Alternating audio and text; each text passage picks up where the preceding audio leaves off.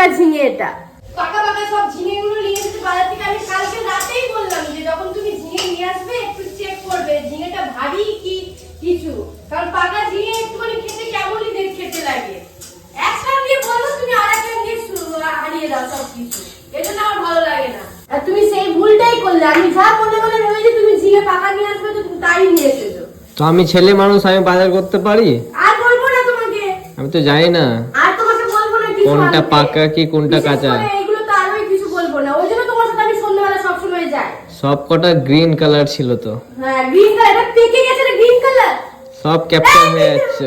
Video of করে কিন্তু বলে দিলাম, ও সবসময় এমনি করে। দেখো গাইস পুরো একদম পাকা ঝিঙে এটা। ও গ্রিন কালার কোন দিক দিয়ে দেখতে পেয়েছো তুমি? কোথায়? সবুজ তো। এইটা কি?